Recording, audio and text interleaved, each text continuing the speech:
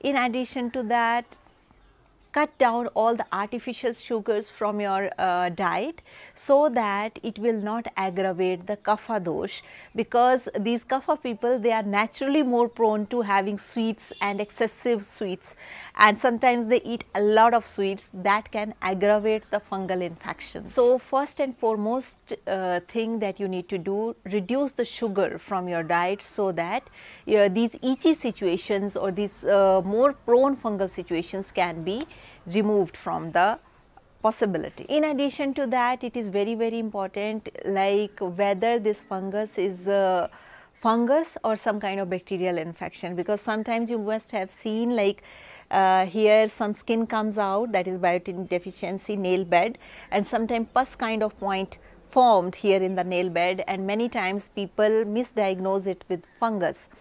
It has pus discharge here, and also there will be pain and inflammation, that is redness.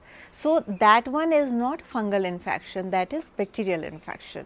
But for fungal infection, what is the best way to recognize it?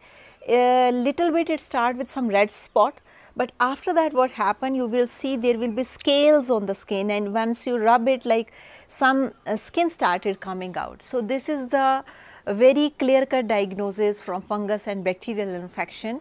But still, if scales are coming out, it is better that you visit skin specialist and confirm, like this is a fungal infection. How it can be confirmed? They take a sample from your this area, some scaly scales they will take out, and then they will do proper diagnosis, and then they will let you know that you have fungal infection of nail or skin or whatever.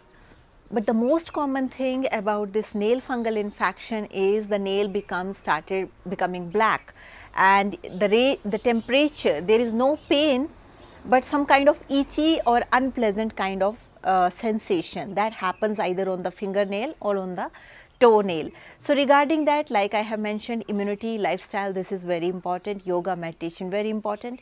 In addition to that, other things that you can apply is purification of the blood. How purification of the blood can be done naturally? That is using neem powder. Neem, neem leaves, if you have neem leaves in your place, you take these leaves, dry it up and make it in a powder form, and use half teaspoon of this powder daily with warm water. This will purify your blood.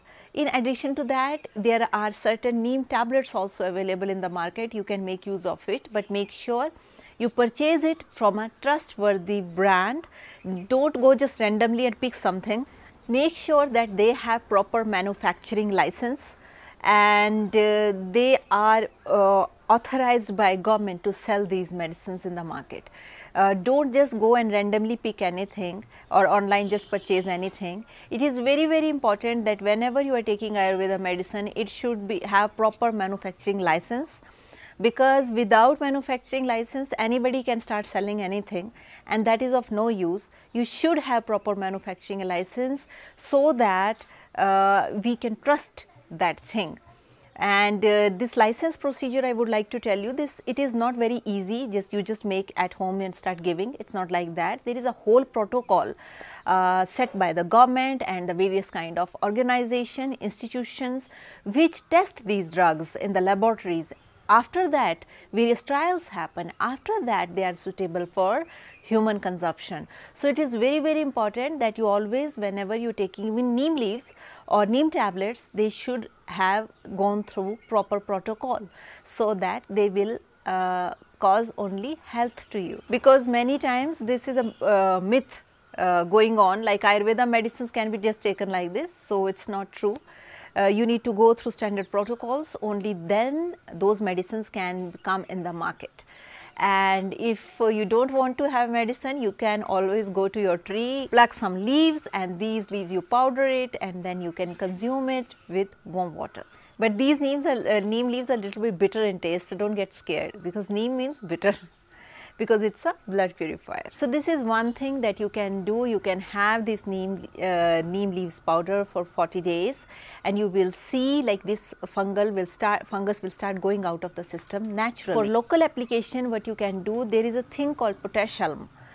you can take this water, the potash, very simple, potash alum is the thing. We also call it in Tankan in Ayurveda, Tankan bhasam, that is made up of potash alum. So, you just dip it in water and wash your fungus with this water in which potash alum has been dipped.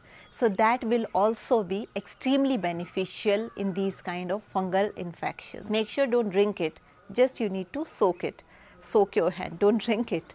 I am not asking for drinking, just soaking. Soak for 10 minutes and take out and just then dry it properly with some towel or something. After that, there is a very common oil that is available in the market, neem oil. You can also apply neem oil on this area. That is also very beneficial, because in Ayurveda, neem is considered as kitanu ghana. That is, it removes all the microbes, whatever the small microbes are, it just removes them from your system. So, this neem oil you can apply on the area wherever you have this fungal infection.